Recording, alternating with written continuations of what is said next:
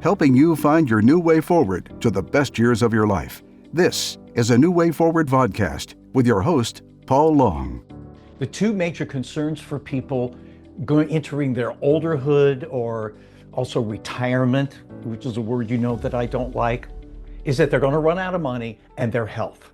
Well, in this video, I'm going to try to blow your mind the way my mind was blown when I started diving into how can I have enough money? And how can I have enough money in a way that I enjoy, that's right for me, that's fulfilling for me, that gives me relevance, which are the kinds of things that people tend to lose in their olderhood and retirement. This video is made for one reason. I want it to be the calling card, the seed of the explosion of the 40 to 80-year-old entrepreneur in our society. Okay, that guy is going to help me make my point, and that guy is someone to listen to. His name is Gary Vaynerchuk. He goes by Gary V, and a lot of people listen to him. He has 50 million followers on various social platforms, and every year gets over 2 billion impressions. He talks about entrepreneurship. He talks about what it takes to be successful. He's very big in digital entrepreneurship. In other words, making money on the internet. There's so many people that truly are good entrepreneurs or have entrepreneurial DNA, but they just weren't lucky enough to be born during an era that seemed practical. So yes, this is talking about being an entrepreneur, but wait a minute. What the heck does that mean? For most people, their definition is old. The definition of an entrepreneur being Steve Jobs and Jeff Bezos and Sir Richard Branson and others, in which, you know, you're talking about millions of dollars in venture capital and building a place and hiring lots of employees. No, it doesn't have to be that way. It's the most simplest way of being a quote unquote entrepreneur, which just basically means you're not being employed by somebody else, like a full-time employee, to, the venture capital and things of that sort. That is the new definition of it. What I'm doing, I am a solopreneur. No, I am a digital solopreneur, meaning my business is me, myself, and I. I can hire freelancers and contractors, by the way, another way that you can make money. I do it out of my house. I have a little bit of equipment that I use to do it with and a few services and online things, but I did it in relative terms to other people. Sometimes it feels expensive to me, but I got into it for a limited amount of money, and I'm leveraging my craft, my experience, my style, my knowledge, and I'm putting it out there digitally and creating products in order to sell on the internet. But it can also be art. It can also be crafts. It's almost ludicrous to go through it. There's so many different types of ways to earn an income now. But those of us who are quote unquote older just aren't wired well to accept that fact and take advantage of it. It's hard for somebody who's for 30 years gone a certain blueprint to understand that this is that realistic, and they feel like it's a young man's sport, and it's just not. Like, it's just not. It's, you know, if you got the right DNA and you're a 72-year-old female, you have just as good of a bat as a 27-year-old dude. But you've been trained and story told to and positioned and lived in a 50-year matter that doesn't feel like this thing in here is a practical way to build that, but it is. So in this redefinition of being an entrepreneur, or let's say making money your way, is, again, it doesn't have to be the traditional concept of an entrepreneur getting venture capital and angel funding and things of that sort, but it's also not exclusive to the 20-something or the 30-something. Most startups in the United States are by Gen Xers, who, by the way, have reached the oldest one 60 years old. But get a load of this. The Kauffman Foundation survey a few years ago found that baby boomers were starting twice the number of businesses in all these different definitions that I've been giving than millennials. and had a higher rate of success. In my true opinion, you are actually more likely to be successful in building a company at 45, 50 today than the 18-year-olds that are coming out because there's a naivete, a lack of experience. We're gonna live longer. The opportunity is real.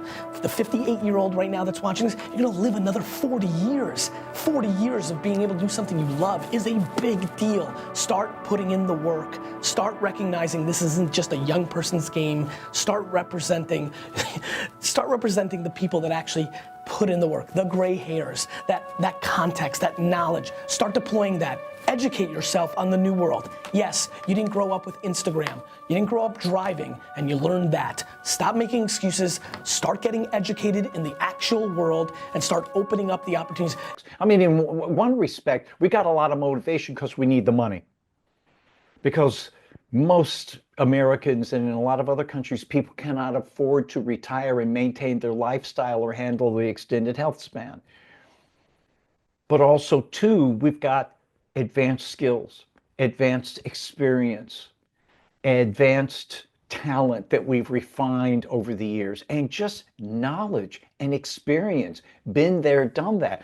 We also typically have more access to funding.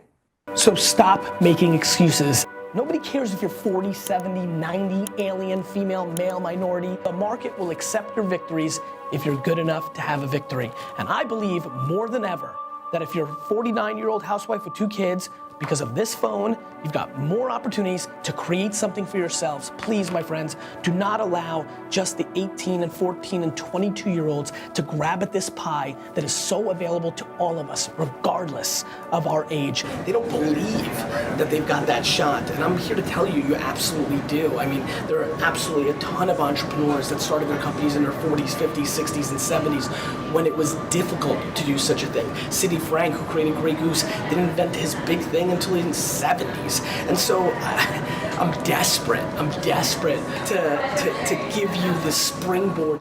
As I advocate, I view this time of life as my turn, which in the first place, I'm doing. I want to be doing this. I can't imagine what my life would be like not doing it, but I'm also fitting it to a different lifestyle than I had when I was working 7 days a week and 12 hours a day as a content creator. And it's giving me that meaning and that purpose. And, you know, I'll go ahead and admit it. I'm closer to the end than I was when I was in my 20s.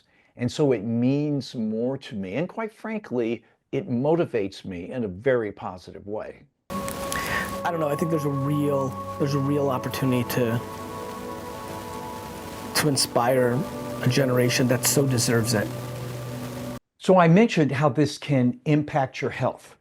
So I'm going to start with the negative, in that, as I've talked about in other videos, the surveys and such have shown that after maybe a year or at the most 2 years of the retirement honeymoon, starting their retirement, all of a sudden they feel like they're failing at retirement because they've lost relevance.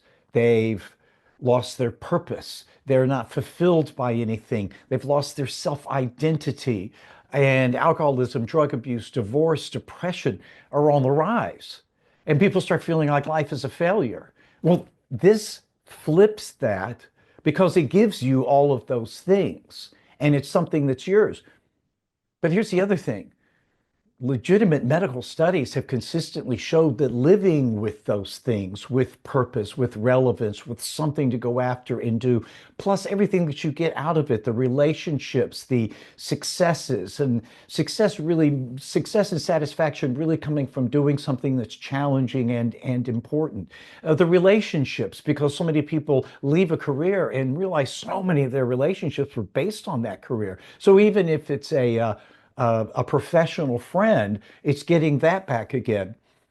And that's also huge because it's also been shown through studies that community and interaction with people and working with people that you like, as well as friends and families, are huge in terms of the happiness and satisfaction factor in life, as well as having impact on your health. And last but not least, for me, doing this, it's a huge motivating factor.